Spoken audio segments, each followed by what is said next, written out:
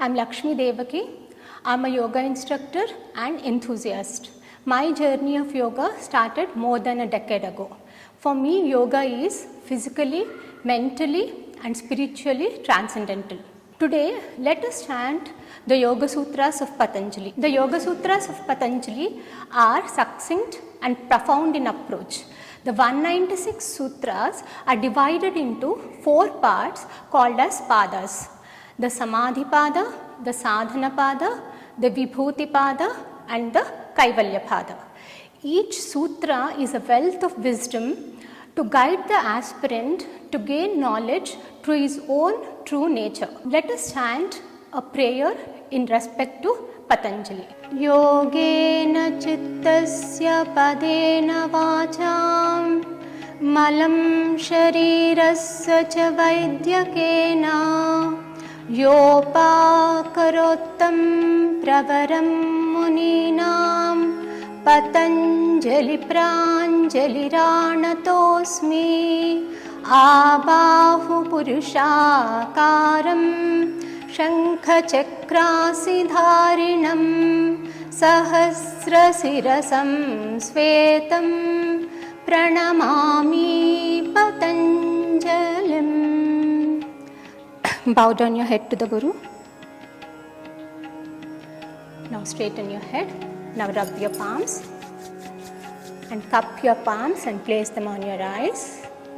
Now get your palms in front of you, open your eyes and look into the palms. Let us begin with the first pada, the Samadhi Pada. Om Shri Paramatmane Namaha.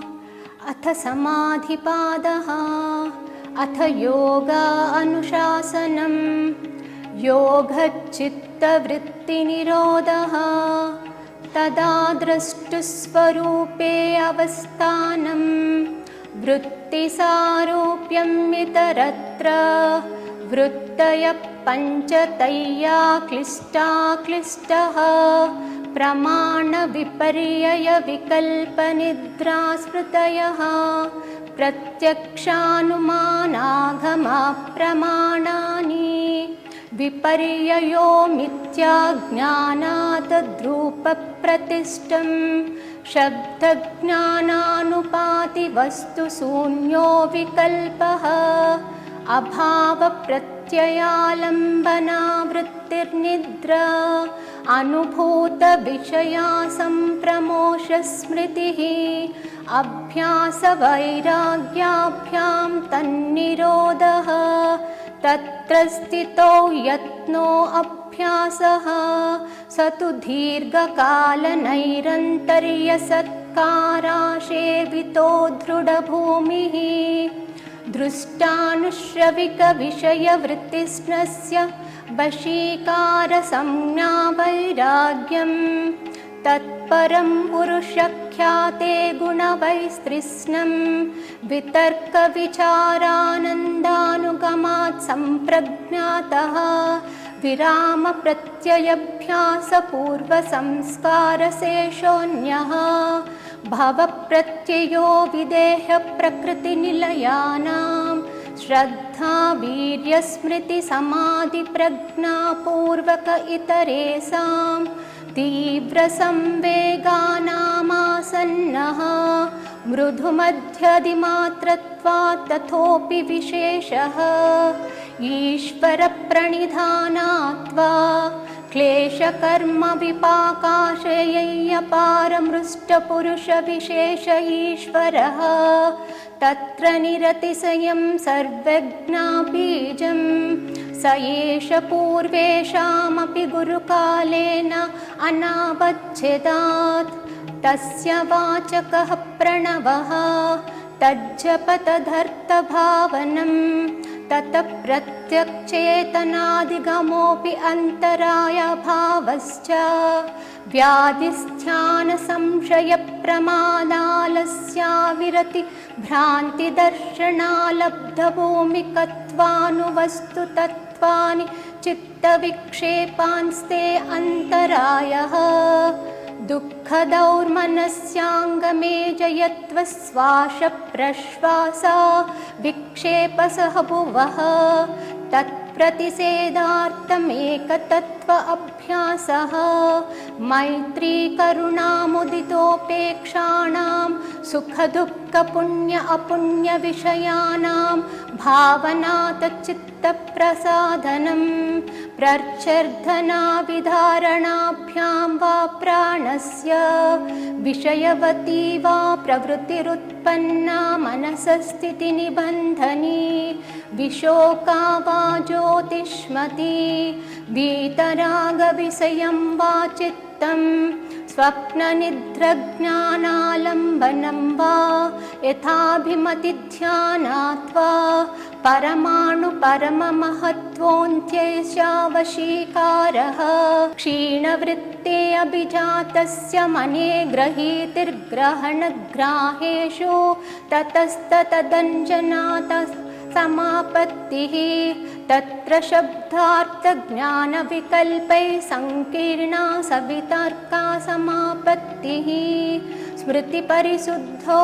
स्वरूपशून्येव अर्थमात्रनिर्भासा निर्वितर्का एतैवा सविचारा निर्विचारा च सूक्ष्मविषयव्याख्याता सूक्ष्मविषयत्वं चालिङ्गपर्यवसानं ता एव स बीजः समाधिः निर्विचारवैसारथ्येऽध्यात्मप्रसादः ऋतम्बरत्तत्र प्रज्ञा श्रुत अनुमानप्रज्ञाभ्यामन्नविषयविशेषार्थत्वात् तज्ज संस्कारो अन्यसंस्कारप्रतिबन्धी तस्यापि निरोधे सर्वनिरोधात् निर्बीजः समाधिः इति श्रीपातञ्जलयोगदर्शनं समाधिपादो नाम प्रथमः पादः।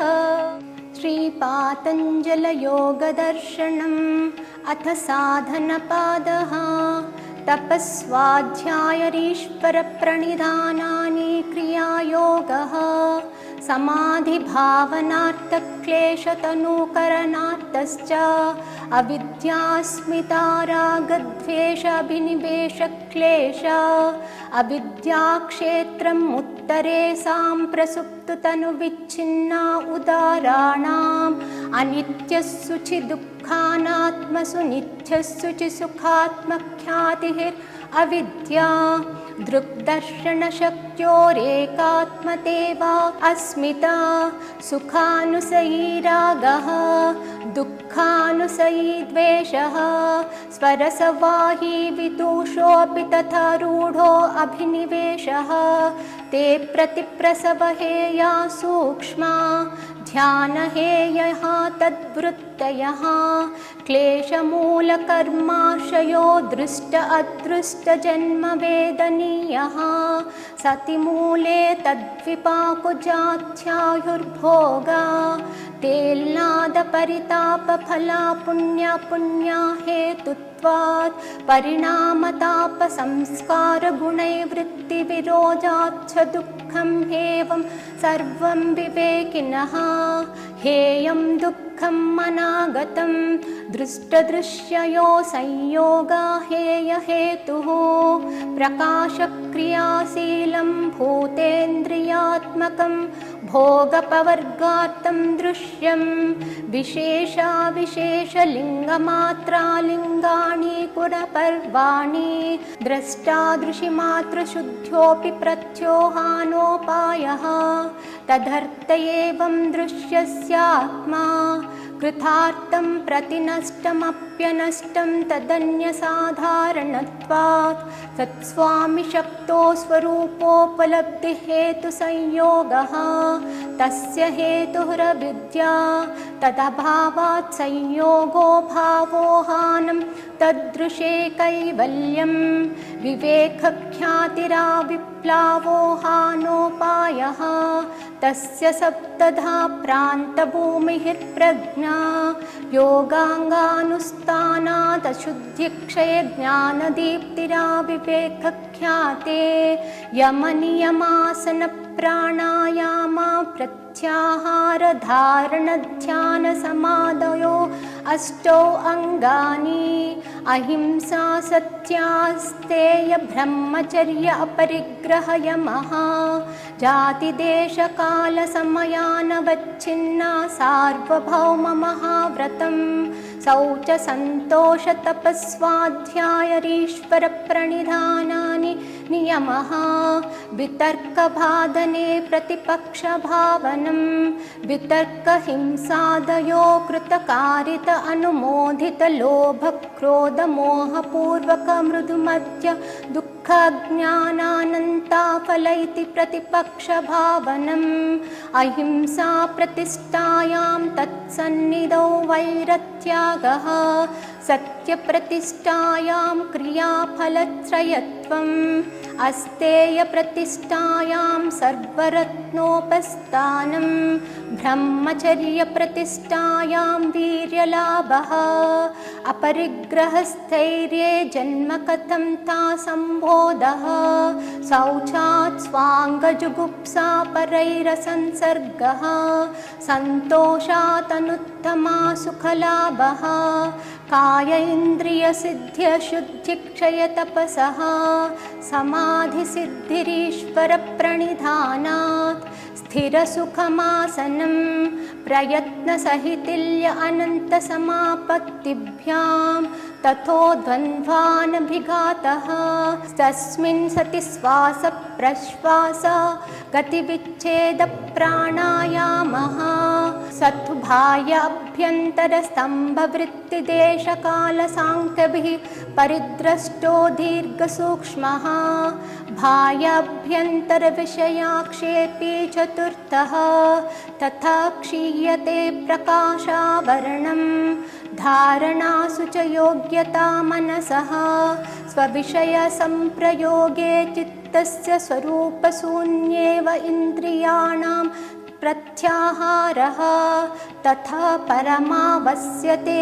इन्द्रियाणाम् इति श्रीपातञ्जलयोगदर्शनं साधनपादो नाम द्वितीयपादः।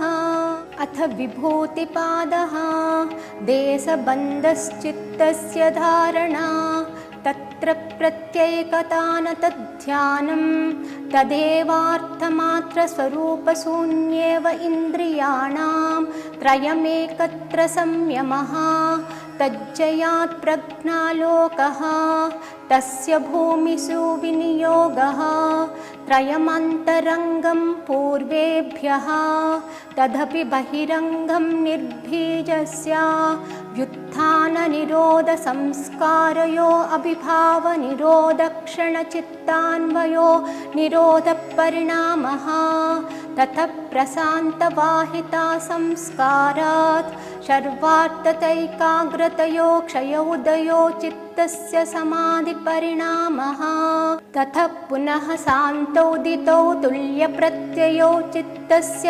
एकाग्रतपरिणामः एतेन भूतेन्द्रियेषु धर्मलक्षणावस्था परिणामव्याख्याता शान्तौदितो अव्यपदेशधर्म अनुपाति धर्मी क्रम अन्यत्वं परिणाम अन्यत्वे हेतुः परिणामत्रय संयमात् अतीतनागतज्ञानं शब्दार्थप्रत्ययानामितरेतराध्यासात् शङ्कर तत्प्रविभाग सर्वभूत ऋतज्ञानं संस्कारसाक्षात्करणात् पूर्वजातिज्ञानं प्रत्ययस्य परचित्तज्ञानं न च तत्सालम्बनं तस्या विषयभूतत्वात् कायरूपसंयमात् तद्घ्रायाशक्तिसंव्यचक्षुप्रकाशसंप्रयोगे अन्तर्धानं सोपक्रमं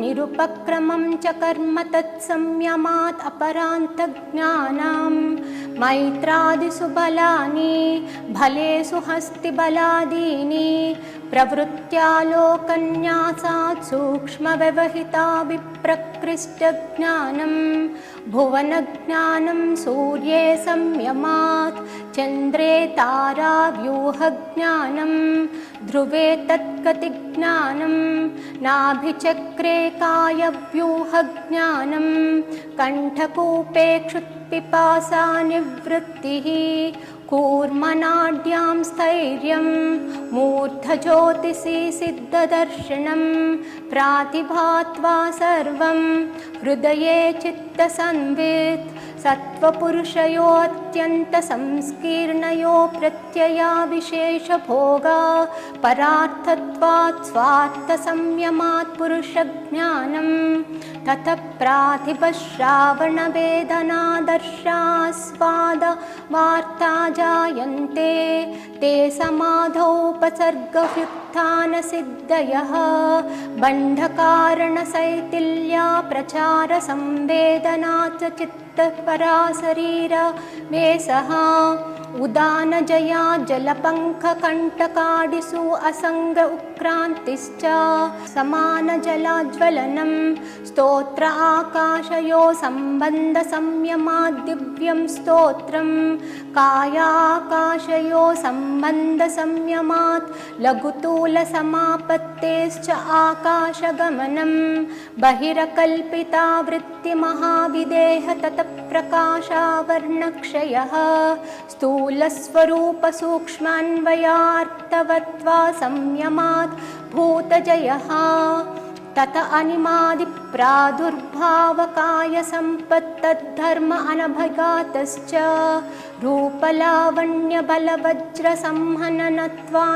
रूपलावण्यबलवज्रसंहननत्वानिकायसम्पत् ग्रहणस्वरूपसूक्ष्मान्वया अर्थवत्वा संयमात् इन्द्रियाजयः तथा मनोजवित्वं विकरणभावप्रधानजयश्च सत्त्वपुरुष अन्यथा ख्यातिमात्रस्य सर्वभाव अधिष्ठातृत्वं सर्वज्ञानतृत्वं च तद्वैराग्यादपि दोषबीजक्षये कैवल्यं स्थान्युपनिमन्त्रणे सङ्गस्मयाकरणं पुनरनिष्टप्रसङ्गात् क्षणतत्क्रमयो संयमात् विवेकजं ज्ञानं जातिलक्षणदेशै अन्यथा अनवच्छेदात् तुल्ययो तति प्रतिपत्तिः तारकं सर्वविषयं सर्वथा विषयम् अक्रमं च इति विवेकजं ज्ञानं सत्त्वपुरुषयो शुद्धिसाम्ये कैवल्यम्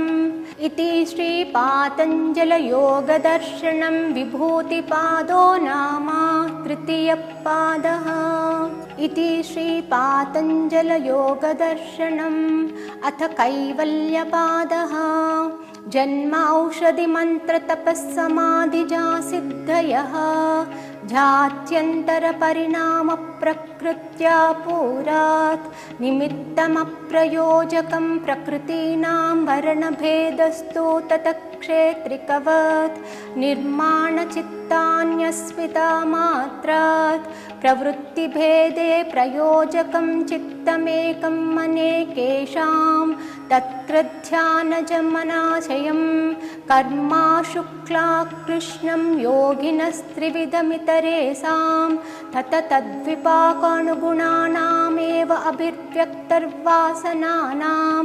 जातिदेशकालव्यवहितानामप्यानन्तर्यमिति स्मृतिसंस्कारयोरेकरूपत्वात् तासामनादित्वं चाशिषो नित्यत्वात् हेतुफलाश्रयालम्बनैः सङ्गृहीतत्वात् येषामभावे तदभावः अतीतनागतं स्वरूपतो अस्त्यध्वभेदात् धर्माणां ते व्यक्तसूक्ष्मात् गुणात्मानः परिणामैकत्वत् वस्तुतत्त्वं वस्तुसाम्ये चित्तभेदात् तयोर्विभक्तपन्थ न चैकचित्ततन्त्रं चेद्वस्तु तत्प्रमाणकं तदा किं स्यात् तदुपरागापेक्षित्वात् चित्तस्य ज्ञात अज्ञातं सदा ज्ञातचित्तवृत्तयस्तत्प्रभो पुरुषस्य परिणामित्वात्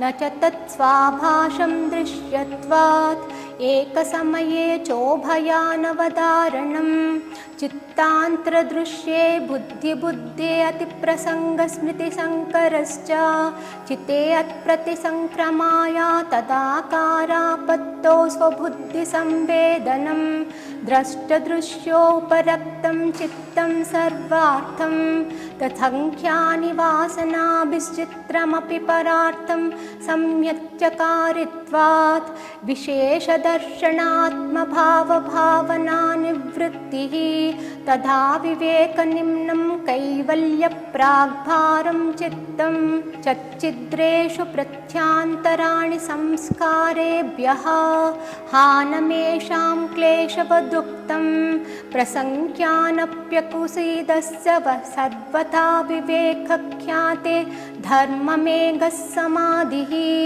तथा क्लेशकर्मनिवृत्तिः तदा सर्वावरणमलापेतस्य ज्ञानस्यानन्त्याज्ञेयमल्पं तथा कृतार्थानां परिणामक्रमसमाप्तिर्गुणानां क्षणप्रतियोगिपरिणामपरान्तनिर्ग्राह्यक्रमः पुरुषार्थशून्यानां गुणानां प्रतिप्रसवकैवल्यं स्वरूपप्रतिष्ठा वा चितिशक्तिरिति इति श्रीपातञ्जलयोगदर्शनं कैवल्यपादो नाम चतुर्थपादः।